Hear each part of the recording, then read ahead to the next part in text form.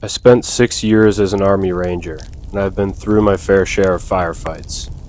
I've seen things that would make most people lose their minds, but nothing could have prepared me for the level of fear I felt that night. It was like my very DNA was screaming at me to run. A primal fear that felt programmed deep in my bones. I've been scared before, but this was a different kind of terror, one I couldn't control. And that's when it hit me. This is why the woods have always unsettled me, even when I'm armed. We were camping in Oregon, my wife, kids, and I, on the eastern side of Cougar Reservoir. It's going to sound strange, but my ex-wife and I were, well, you get the idea. We'd just gotten the kids settled for the night when our dog suddenly bolted between us, growling, hackles raised. We froze, then we heard it. Footsteps. The sound of massive, slow footsteps vibrating through the ground. Each step was heavy, deliberate, and unnervingly fast. It covered distance like nothing I'd ever heard before. Slow, but powerful, like something moving with purpose, not rushing, just unfathomably strong. When we first heard it, it was about 100 meters out. But with only 5 or 6 steps, it closed 40 meters. The thudding was unmistakable, not animal-like, not anything I could identify. It was like a baseball bat hitting a heavy bag, dull, heavy, and loud. I slipped out of the tent, heart pounding. What I saw wasn't anything I could have prepared myself for. It was a beast, a thing that could have only existed in nightmares. It stood easily 10 feet tall, and it wasn't a bear, no chance. I know bears. I live on an orchard, and I've dealt with black bears more times than I can count, but this thing? It was 3 times the size of the biggest bear I'd ever seen. It was massive, walking like a man but on 2 legs, with shoulders so wide they could have been the width of a door. My 9mm was all I had, and it wouldn't have done a thing to stop this thing if it came at me full force. My heart was in my throat, but I couldn't let myself panic. I stood my ground, waiting for the worst. It started charging, but it wasn't fast. It moved slowly, deliberately, stopping several times as if it was testing me. And every time I turned my eyes away, it would move a little closer. It got within 12 feet of me before it paused, staring with a silent intensity. The air was thick with something unexplainable. It was too quiet for what should have been an apex predator. No growl, no grunt, nothing. It stood there, almost too calm, like it was daring me to make the wrong move. I knew I was out of my league. If it wanted me dead, I was already dead. But something in me refused to break. I didn't want to die, not without a fight, not with my kids behind me. My wife was incredible. She didn't hesitate. She grabbed the kids and moved with military precision. Zero panic. It was like something snapped into place, like a plan already laid out, and she wasn't about to let fear take over. She ran straight for the car, leaving me to keep my eyes on the creature. I was sure I was about to die. I felt the weight of it, the certainty that this was the end. But then something strange happened. This thing, this monster, wasn't moving to kill me. No, it wasn't acting out of pure aggression. It was trying to scare me. It was loud, making itself known in a way that seemed almost theatrical, like it wanted me to see it, to feel its power. I don't know how, but in that moment I realized that it wasn't there to destroy me. It wanted me gone. And the more I stood my ground, the more it seemed to respect that. It was trying to tell me to leave, and I couldn't have been more certain about that. Everything happened in a matter of seconds, but it felt like a lifetime. I slowly backed up, my pistol still aimed at the ground, and climbed into the passenger seat of the car. We drove off, trying to process what had just occurred. Not long into the night, in the middle of nowhere, we encountered a federal law enforcement officer arresting someone. I told him everything, all of it, the creature, the chase, the terror. His face went white. He didn't say a word. He just pulled the man from his car and set him free. He didn't need to say it out loud, but he knew. He had seen this before. He was a federal trapper for 8 years before becoming law enforcement, and even without naming it, he knew what we'd encountered. He followed us back to the camp, and when we arrived, everything was quiet.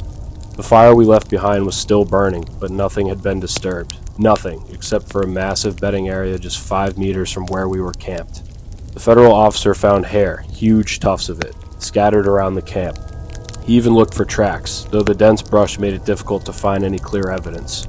But we knew what we had been dealing with. We had unknowingly stumbled into its space. We were the intruders. It had been watching us for God knows how long, and when we set up camp, it had made its move. But that night, we weren't just lucky. We were lucky that it didn't want us dead. The weird part, after everything, I slept better than I had in months. The officer stayed with us until about 3 a.m., looking for more signs. We never saw the creature again, but I know it's still out there. And one thing's for sure, it's smarter than we give it credit for. It knows how to hide, how to avoid us, even when we think we're safe in our own backyards. It's not an animal, it's something else, something far beyond our understanding.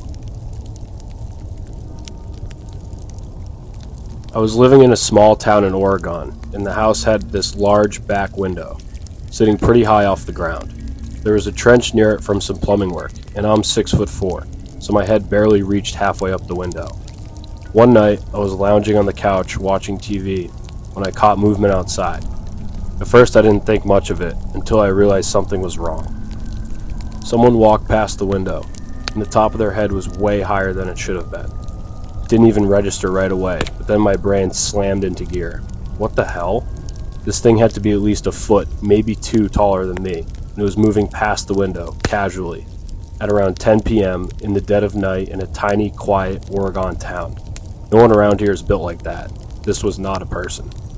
I froze. Every muscle of my body went rigid, and I just stared at the window, my heart pounding in my chest. I didn't go outside, not yet. I just waited. The silence that followed felt suffocating. The next morning, I went to toss out some litter, and as soon as I stepped outside, my blood ran cold. There, in the mud by the door, were massive prints. The rain had left them muddy and vague, but there was no mistaking what had made them. They were enormous, bigger than anything I'd ever seen before. Size 16, maybe 17. I wear a 13, and these were way bigger. The depth of the prints was ridiculous. Whatever made them wasn't just big, it was massive, and it had been right there. I don't know if it was the prints that scared me the most or the realization that this thing had been watching me, right outside my window, so close I could have reached out and touched it. But I knew it wasn't a person. No human moves like that. Whenever it was way too comfortable in my space.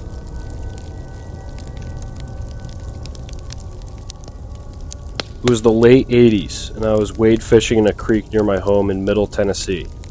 I had been standing in the water, the creek flowing gently around my legs, when I noticed something off to my left. The bluff rock bank rose about 20 feet above me, and at first I thought it was just the wind. But then I heard it again. Footsteps, like someone walking through a pile of dried leaves, sharp and deliberate. A cold chill ran down my spine, the hairs on the back of my neck stood up, and that gut feeling hit me hard.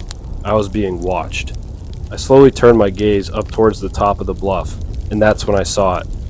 Something massive, big and brown, standing upright, just watching me.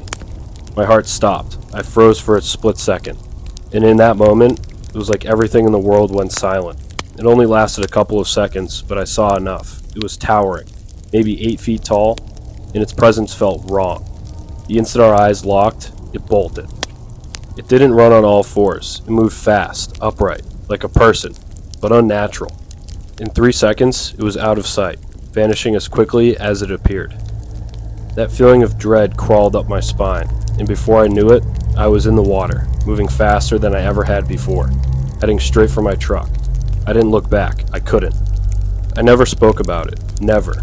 I didn't want to believe what I had seen, and I sure as hell didn't want anyone else to think I was losing it.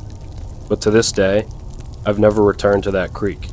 I've heard stories about that place before, but after that night, I wasn't willing to take the chance of running into whatever that thing was again. It's a damn shame, too, because that creek had some monster smallmouth and largemouth bass. But I wasn't about to go back and tempt fate.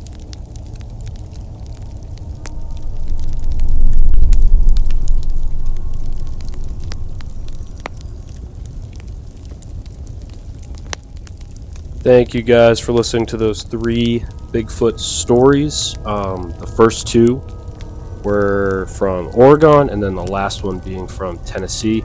Let me know what you think down in the comments below. Do you think they actually happened? Do you think they were twisted a little bit? I personally think that they were all true, just based on how the authors described the fear they felt, especially, I believe it was the fishermen in Tennessee feeling that sense of dread that is so common between people that go through encounters with these creatures. So yeah, hope you guys enjoyed those 3 stories, and let me know what you think in the comments. And until next time, this has been Spook Lagoon.